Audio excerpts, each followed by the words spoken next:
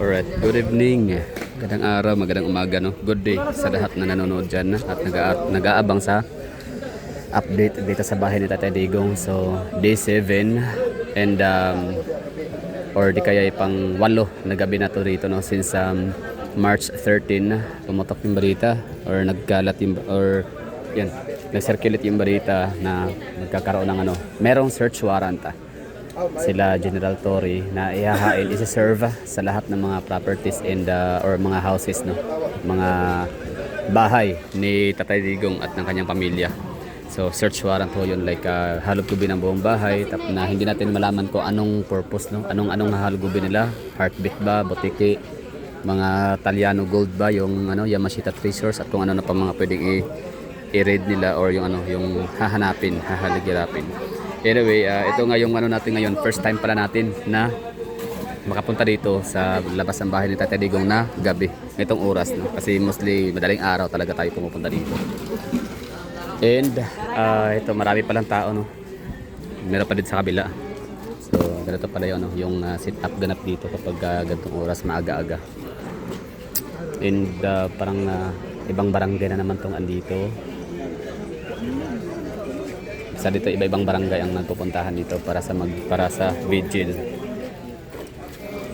Ang purpose nito is hindi makipaggulo, ha. Kung darating yung kasi tropa ng nila General Torre. So itong si Tatay Digong, actually mga Duterte family, sila supported by majority talaga ng Filipino, like 97%. Lahat ng lahat ng sektor, kahit anong mga relihiyon pa yan, no? So ganyan ka dabis ang mga Duterte, kaya nilang pag-isahin, kaya nilang i-unite ang mga tao in different races, different ethnicities and religions with different Muslim community. So dito sa Davao City, napaka-harmonious ng ng pamumuhay namin dito kasi nga kaiba-iba man ang mga pinanggalingan, pero nagkakaisa pag usaping katahimikan, kapayapaan, kapag kausaping progress, improvements, peace and peaceful living. So yung namin, yun yung parang nagkakaisa kami sa ganung advocacy. Sinusulong ho namin yan. So paano namin yan magagawa mga Davaoenos, paano namin isulong yan? So by supporting Duterte. Sumubok naman kami na ng ibang mayor dito. Yung iba kasi hindi nakikinig eh. Ibig sabihin yung mga mga detractor, mga basher ng mga Duterte. Puro lang bukang bibig yung mga tinatawag nitong political dynasty is. Political dynasty. Yung set up dito sa Davao City sa mga Duterte. Pero ang ganda ng effects, ang ganda ng outcome kahit paano, di ba? Compare mo naman sa ibang mga syudad, for example, Tacloban City. Mga Romualdez yan, ha. Tapos nangangarap pang maging presidente si Martin Romualdez. Wala nga siyang wala siyang may pagmamayabang sa kanyang syudad. Kasi yun naman ang kanyang yun naman talaga ang pinaka number 1 nating isusulong, yung ating advocacy, 'di ba? So yung advocacy mo dapat nagsisimula yan sa iyong distrito. Ano bang advocacy ni Martin Romualdez? Magkamkam ng pera, yaman, ganon. Ano ba kanya advocacy? Pagandahin ang buong Pilipinas kagaya ng buong distrito ng Leyte, District 1. Sige nga, pasagot nga kayo diyan mga stroll army ni Tambaras Loso. So let me know in the comment box or diyan comment kayo kung ano ba ang magiging advocacy na dadalhin ni Martin Romualdez, di ba? Wala siyang nagawa sa first district of Leyte. Anyway, so ito yung update dito, ha. Kita natin mga tao every night, different barangays.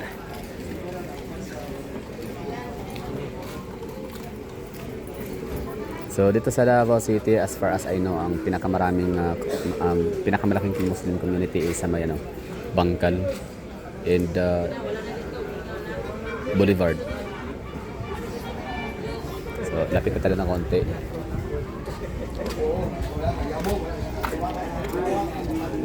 So meron na silang stand din ni Tatay Digong, binalik na. Nice one. Yun.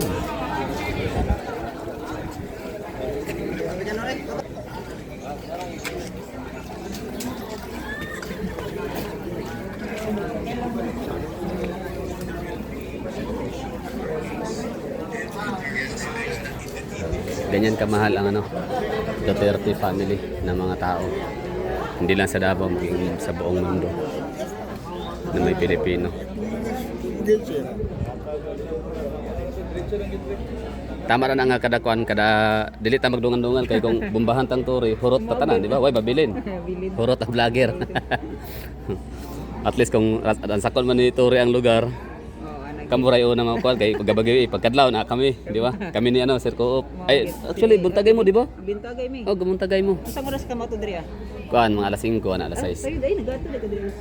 Kay nagauli man mi mga 5:30. oh basay na kanang kuan pag tan-aw na ko nga palong na imong kuan live streaming ug si Sir Coop ato na ko ana oh ako na pod di ba Oh yun.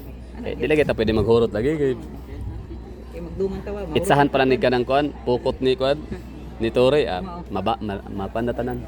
Sige, diyan sa tagadra ati. Salamat sir. So yun ang bali, yun ang ano dito update mga tao ay yun nga every night different barangays and salitan. So kami naman mga vlogger, kami mga nagba-vlog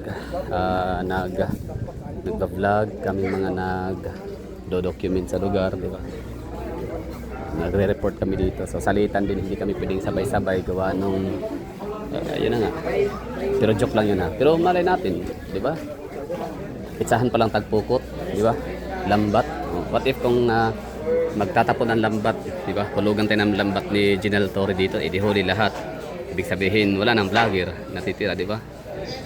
Kung gabi sila magtapon ng lambat, at least ang mahuhuli isa lang yung mga panggabi, yung mga live streamer, mga vlogger. Pag madaling araw, iba naman yung mahuhuli, yung mga taga TikTok, Facebook, yung mga babae. Tapos pag umaga naman, ako tsaka si RTV Motovlog.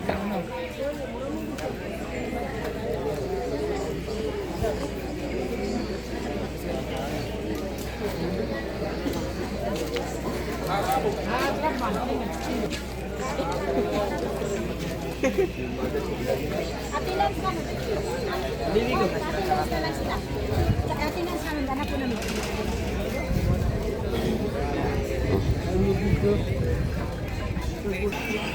Yan, so taga barangay 9 dami kaming barangay dito 100 plus no? Kaya di maubusan. Kaya sa mga nasasabi na habang buhay dito na mag-vigil, okay lang yun, wala problema kasi 2 million katao ang Davao City. Di naman yan isang bagsakan lang dito, no? Salita naman, kita nyo naman to dito barangay 9A Poblacion District pala, ang daming barangay na. Ay man. Akan.